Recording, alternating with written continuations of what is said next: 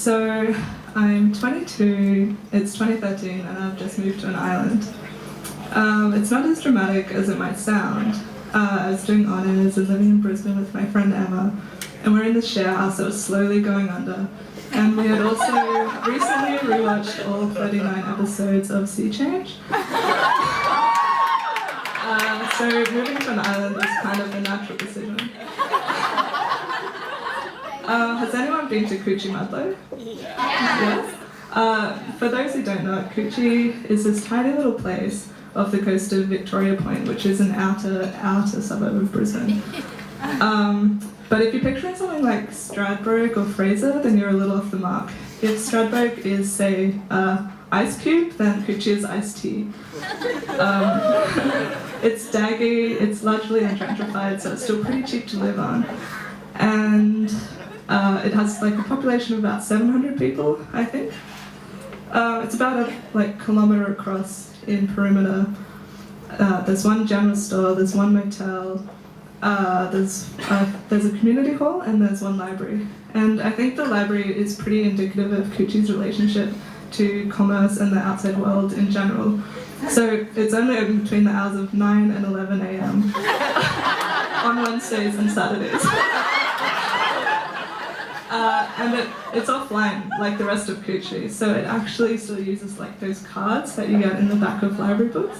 It's not a very good system because I still have 2 books out. So me and Emma, we move in and we spend a significant amount of time trying to match up the island inhabitants to their Sea Change counterparts. Well, we're meant to be doing our honours, I guess. So me and Emma are Laura Gibson, obviously, the stressed city dwellers looking for inner peace in the island. Our landlady, Carolyn, is the matriarch of the island and is definitely a Meredith type. Bob Jelly isn't anyone in particular, but more the lurking threat of development and capitalism. Somewhat like more of a square peg round hole kind of situation. So there's a hot ferry driver who we obviously match up to dive it down, but over the course of a few months he reveals himself to be sexist and kind of scary. So not dive it down. I remember, probably Bob Jelly. I remember he used to pick up his kid after school from the ferry, roar his motorbike down the main street of town, plonk his kid on the handlebars, neither of them wearing helmets, and roar back up the main street. And Coochie's kind of lawless like this. There's no cops on the island at all, and it's an island, so if you do call the cops, they have to come by boat and you can see them coming. Me and Emma, we're settling in, we're getting our work done, we've started our new life of clean living. But for a sleepy town, Coochie actually has a lot going on. So our first day there, it was our first day I think, happened to coincide with Matthew Flinders Day, which is what it sounds like, a rambunctious celebration of colonialism. Pretty much.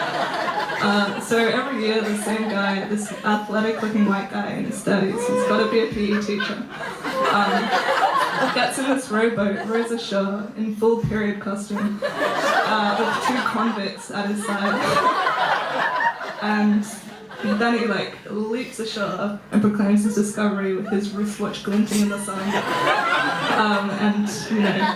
It kind of detracts from the historical accuracy, but the whole of the island is gathered around to cheer him on.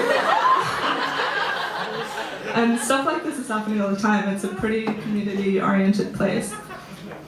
So one day, me and Emma are walking back from the ferry stop, and we noticed that on the community notice board there's this poster. It says, "Coochie's got talent, call Bev to enter." Bev, of course. And it lists a phone number. We'd been told when we moved to Coochie that it could sometimes be hostile to outsiders. And we haven't really experienced much hostility, but we haven't experienced overwhelming warmth either. So we think, this is it. This is our chance to integrate into the community we've lived in for 4 months. Prove we're not just using the place as one big internet blocker. We decide to enter. Over the next 3 weeks, or even more, we spend so long on this. We write this elaborate, like socially conscious, family-friendly, uplifting rap song, which carefully positions us on the side of the locals and against litter, tourism, and the Cuchumalo Island Development Plan. And after we've written the actual song, we spend weeks rehearsing. We decide we're going to call ourselves Gone Fishing, but Gone is spelled G-A-W-N, and there's no G on the end of fishing. I call up Bev, and she tells me that I have to come to her house to write down our details. Of course, you know, like, it's the Coochie way, you can't just do it online or something. So we put it off to the night before, and then I volunteer to go because Emma's putting the finishing touches on our rap. And when Bev opens the door, she looks at me a little strangely, but I put it down to the ingrained distance between mainlanders and islanders. And by the way, we had started referring to like Australia as the mainland. I'd say it like took us 2 weeks into our stage to develop that habit. So anyway, I try and compliment her on her vast array of frog statuettes. But she's just kind of looking at me, and then she pulls out this important-looking leather-bound ledger, and I'm writing down our details and kind of like skimming the previous entries, but not really paying attention until I notice this column of figures next to the names, and it's like 9, 8, 6, 7, and after a few moments, I don't really know what they mean for a second, but then I realize that these are the ages of our competitors, and that we have somehow entered a children's talent quest.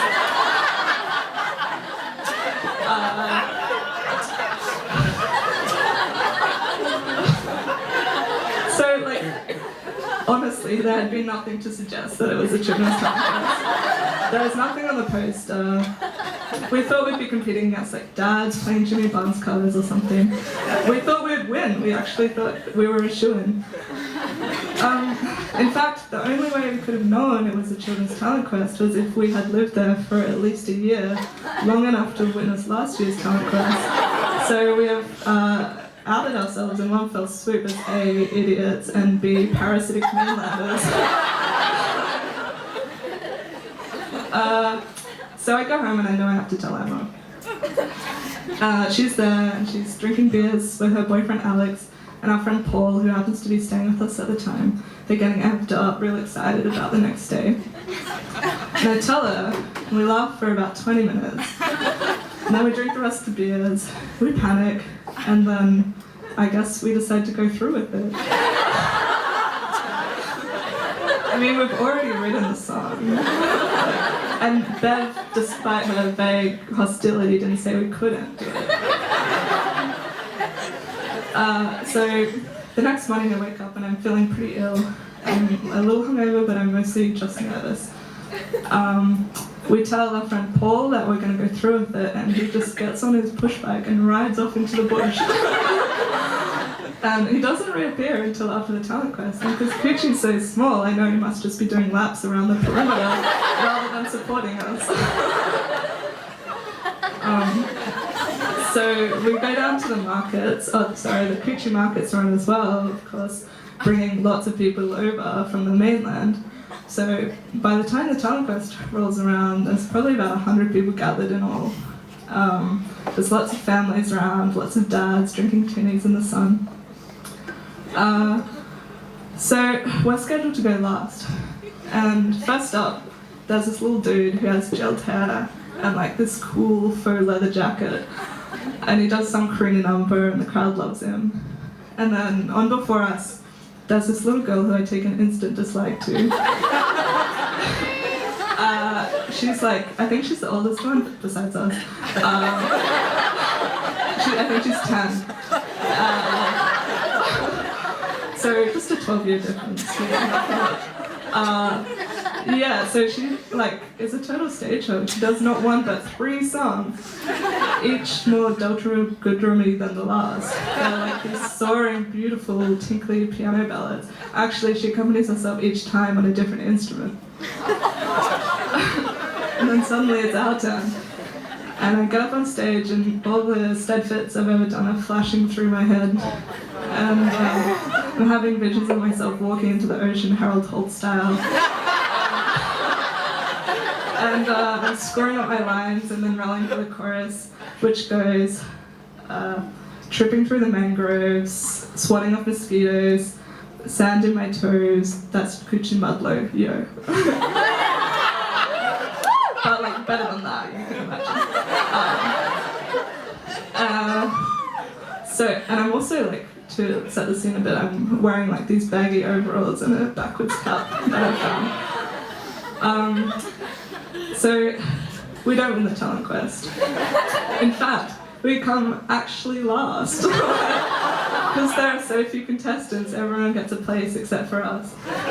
And the little girl who did 3 songs wins, of course. She gets $50 and she runs off to spend it on lollies at the kiosk. But we do get some kind of notoriety. The other ferry driver, who's a few tinnies down by this point, is yelling out praise and he seems to be lapping it up. And then a few weeks later, I'm at the kiosk, probably buying myself consolation lollies. And this little girl rides her bike up to us, and she gets off, and she's like, "Excuse me?" I'm like, "Yeah." And she's like, "Did you perform at the talent quest?" And I said, "Yeah." Wondering what's coming. And she's like, "I just wanted to tell you, I think you're really cool."